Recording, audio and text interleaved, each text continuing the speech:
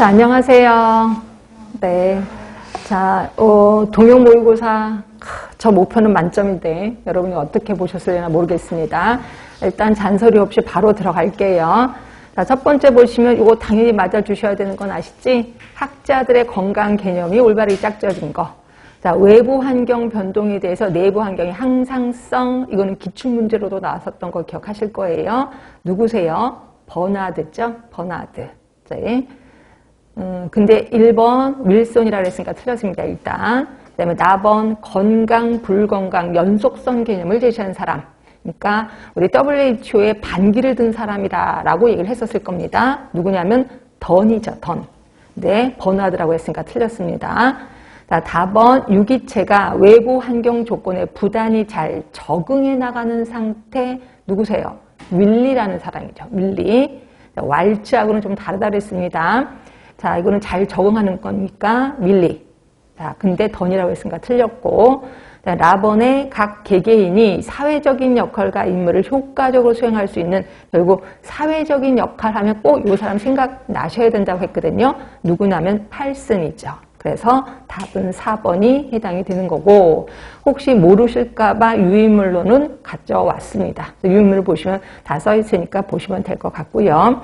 그 다음에 2번입니다. 자, 2번 리벨 클락 하면은 우리 모두 몇 단계냐면 5단계인 건 아시죠? 그쵸? 비병원성기, 초기 병원성기, 묶어서 1차 예방. 그 다음에 불현성 감염기, 현성 감염기 묶어서 2차 예방. 그 다음에 재활기, 여기 이제 3차 예방입니다. 그런데 여기서 쭉 보다 보면, 박스 안에 보다 보면 조기에 적절한 치료. 그렇죠? 또 두 번째 보시면 팝스메어 하면서 조기의 발견 이렇게 얘기를 했거든요. 조기 발견, 또 악화 방지를 위한 치료. 결국 3단계를 얘기하는 거고요. 3단계는 2차 예방을 얘기하는 거죠. 그래서 답은 2번이라고 보시면 됩니다. 이건 틀리면 절대로 안 됩니다. 그 다음에 이제 세 번째요. 이게 조금 헷갈리셨을 거예요. 공중보건학에 대한 다음의 설명으로 올바른 거. 자, 윈슬로우 교수 질병 예방 수명 연장 신체적 정신적 효율 증진. 맞는데 치료가 효율 증진은 치료가하기 좀 마음에 안 드는가? 근데 원래 그 기술이자 과학이다 이렇게 표현했었거든요. 근데 치료라는 말이 그런 건가? 하여튼 웬만하면 맞는 것 같기도 하는데, 자, 궁극적 목표 주민의 모든 질병 치료를 우선 실현 아니죠. 일단 궁극적 목표 질병 치료 이쪽은 아니었거든요. 자, 학문, 예방의학, 맞습니다. 치료, 지역사회의학, 맞습니다. 건설의학도 맞고, 사회의학도 맞죠. 네, 3번도 맞습니다. 자, 4번 연구대상은 지역사회 주민 중에 특정 집단, 가로 해놓고 결핵, 모자보건, 아닌 건 아시죠? 그죠? 그러면 공중보건학의 연구대상은 전체 주민이에요. 지역사회 주민 전체입니다. 그래서 결국 완벽하게 틀린 건 2번 아니면 4번이야. 그러니까 2번하고 4번이 완벽하게 틀렸고 1번, 3번 중에 답이 뭐야? 라고 생각하시는데 답은 3번입니다. 자, 그럼 윈슬로우 교수가 얘기했는 거 이거 맞지 않나요? 자, 유인물 잠깐만 보겠습니다. 자, 유인물을 보시면 윈슬로우 교수의 정의 우리가 배웠던 거 맞아요. 조직적인 지역사회 노력을 통해서 질병을 예방하고 수명을 연장시키고 그리고 더불어 신체적 정신적 효율을 증진시키는 기술이자 과학이다 라고 표현했고요.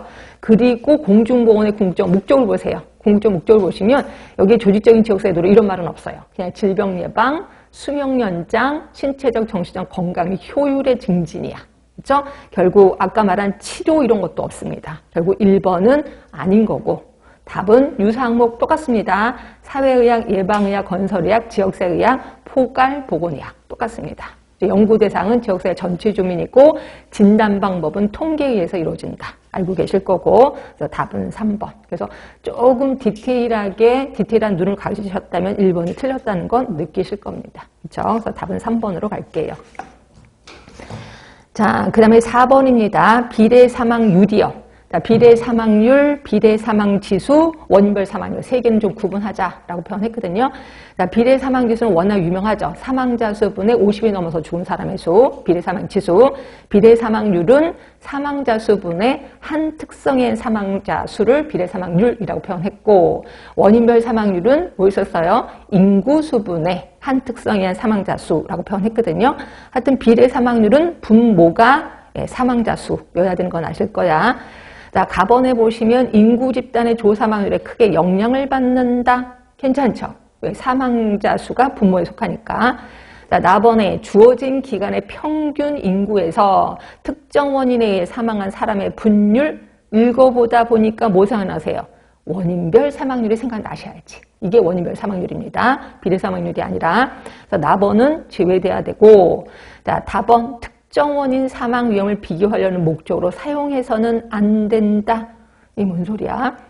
자, 나번 볼게요. 동일 집단에서 사망 원인 분포의 경시적 차이를 보는 목적으로 사용될 수 있다. 맞죠? 그러니까 비례 사망률이든 비례 사망 지수든 동일 집단에서 사망 원인 분포의 경시적 차이를 보는 거야. 그러니까 동일 집단이어야 돼. 그러니까 집단 간의 비교가 안 되는 게 비례 사망률이에요. 왜냐하면 사망자 수니까. 그렇죠? 그래서 답번은 특정 원인 사망 위험을 비교하는 목적으로 사용해서는 아니 돼요. 그러면 특정 원인 사망 위험을 비교하려는 목적으로 사용해서 되는 건 뭔데? 그게 원인별 사망률이에요. 그러니까 원인별 사망률은 인구수분에 이렇게 들어갔잖아요. 그러다 보니까 두 집단을 비교할 수가 있어요. 그런데 사망자 수분에 하니까 두 집단을 비교하기는 그렇습니다. 그런데 동일 집단 내에서는 비교가 가능하다. 이렇게 보시면 되고, 요거 유인물 잠깐 보시면 비례 사망률입니다. 같은 인구 집단에서 사망 원인의 분포의 시간적 흐름에 따른 차이. 그러니까 뭐 10년 전에는 어떤 사망자가 더 많았고 10년 뒤에는 어떤 사망자가 많았고 이런 시간적 흐름에 따른 차이를 보거나 동일 집단의 층간 사망 원인의 차이를 보는 거예요. 10대, 20대, 30대 사망 원인이 뭔지 이거를 보는 데 딱 좋은 게 비례 사망률입니다.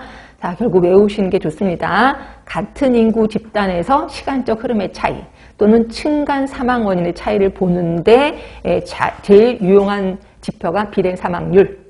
자, 인구 집단을 분모로 해서 산출하는 것이 아니므로 인구 집단의 조사망률에 따라 영향을 받는다. 맞고 따라서 특정 원인의 사망 위험을 비교하는 목적으로 사용해서는 아니 된다. 왜? 인구 집단을 분모로 해서 산출하는 게 아니니까. 그러면 특정 원인의 사망 위험을 비교하는 데 사용되는 거는 아까 말한 대로 원인별 사망률이 되는 거죠.